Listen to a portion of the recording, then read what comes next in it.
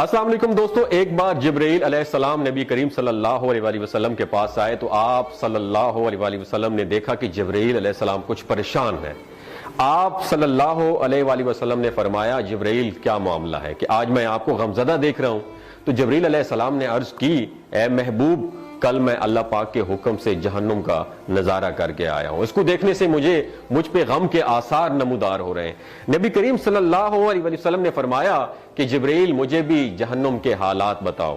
جبرائیل نے عرض کی، جہنم کے کل 7 درجے ہیں اور ان میں سے جب سب سے نیچے والا درجہ ہے اللہ ان میں منافقوں کو رکھے گا، اس سے اوپر والے 6 درجے میں اللہ تعالیٰ مشرک لوگوں کو ڈالیں گے، اس سے اوپر 5ویں درجے میں اللہ سورج اور چاند کی پرستش کرنے والوں کو، عبادت کرنے والوں کو ڈالیں گے، 4تھے درجے میں اللہ پاک آتش پرست لوگوں کو ڈالیں گے، اور 3رے درجے میں اللہ پاک یہود کو ڈالیں گے، 2 درجے میں اللہ تعالیٰ عیسائیوں کو ڈالیں گے۔ یہ کہہ کر جبرائیل علیہ السلام خاموش ہو گئے تو نبی کریم صلی اللہ علیہ وسلم نے پوچھا، جبرائیل آپ خاموش کیوں ہو گئے؟ مجھے بتاؤ کہ پہلے درجے میں کون ہوگا؟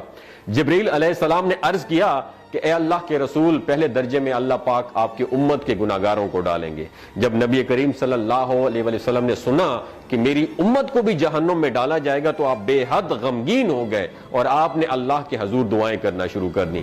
3 دن ایسے گزرے کہ اللہ کے محبوب مسجد میں نماز پڑھنے کے لیے تشریف لاتے، نماز پڑھ کر حجرے میں تشریف لے جاتے اور دروازہ بند کر کے اللہ کے حضور رو رو کر دعائیں فرماتے۔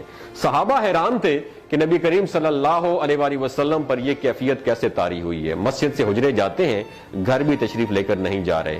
جب 3را دن ہوا تو سیدنا ابو بکر صدیق رضی اللہ تعالیٰ عنہ سے رہا نہیں گیا، وہ دروازے پر آئے اور دستک دی اور سلام کیا، لیکن سلام کا جواب نہیں آیا۔ آپ روتے ہوئے سیدنا عمر رضی اللہ تعالیٰ عنہ کے پاس آئے اور فرمایا کہ میں نے سلام کیا لیکن سلام کا جواب نہیں پایا، لہٰذا آپ جائیں، ہو سکتا ہے آپ کو سلام کا جواب مل جائے۔ آپ گئے تو آپ نے 3 مرتبہ سلام کیا لیکن سلام کا جواب نہ آیا۔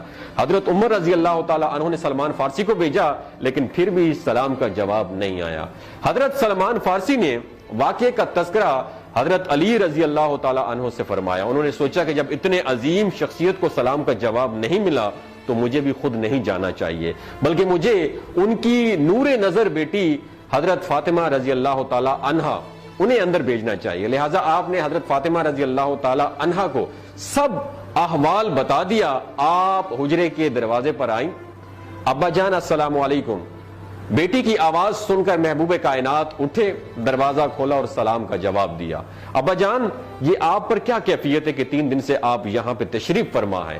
نبی کریم صلی اللہ علیہ وسلم نے فرمایا کہ جبرائیل نے مجھے آگاہ کیا ہے کہ میری امت بھی جہنم میں جائے گی۔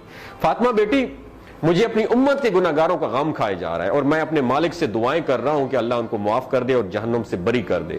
اور یہ کہہ کر پھر آپ سجدے میں چلے گئے، رونا شروع کر دیا، یا اللہ میری امت کے گناہگاروں پر رحم کر، ان کو جہنم سے آزاد کر کے اتنے میں حکم آ گیا، وَلَسَوْفَ يُعْطِيكَ رَبُّكَ فَتَرْضَىٰ، اے میرے محبوب غم نہ کر، میں تم کو اتنا عطا کروں گا کہ آپ راضی ہو جائیں گے۔ آپ خوشی سے کھل اٹھے اور فرمایا کہ لوگوں، اللہ نے مجھ سے وعدہ کر لیا ہے کہ روز قیامت مجھے میری امت کے معاملے میں خوب راضی کرے گا، اور میں اس وقت تک راضی نہیں ہوں گا جب تک میرا آخری امتی بھی جنت میں نہ چلا جائے۔ بولتے ہوئے آنکھوں سے آنسو آنا شروع ہو جاتے ہیں بندے کے، جب بندہ سوچتا ہے کہ ہمارا نبی صلی اللہ علیہ وسلم اتنا شفیق اور غم محسوس کرنے والا ہے اور بدلے میں ہم نے ان کو کیا دیا۔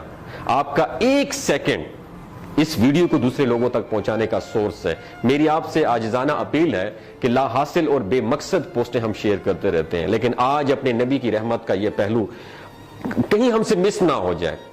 ایک شیئر کر کے اپنا حصہ ضرور ڈالیے گا، کیا پتہ کون گناہگار پڑھ کر راہ راست پہ آ جائے اور دوسروں کو تھوڑی سی ہدایت مل جائے۔ کہنے کا مقصد یہ ہے کہ ایک نبی ہمارے لیے اتنا غم خوار ہے اور ہم یہاں بیٹھ کے اس کی امت کے اوپر اتنے مظالم ڈھائے جا رہے ہیں، ہمارے فلسطینی بھائیوں پہ اتنا ظلم کیا جا رہا ہے، لیکن ہم ٹس سے مس نہیں ہو جا رہے۔ آج ہمارے پاس اگر تلواریں ہوتی تو ہم تو بالکل سوچنا ہی ختم کر دیتے، لیکن آج ہمارے پاس میزائل ہیں، آج ہمارے پاس ایٹم بم ہے، لیکن پھر بھی ہم بے حس بنے ہوئے ہیں۔ اللہ تعالیٰ ہمیں ہدایت نصیب فرمائے، اللہ تعالیٰ ہمارے لیے آسانیاں پیدا فرمائے اور اللہ تعالیٰ ہمیں نیک کام کرنے کی توفیق عطا فرمائے۔ اپنا اور اپنے ساتھ جڑے رشتوں کا خیال رکھیے گا۔ اللہ حافظ۔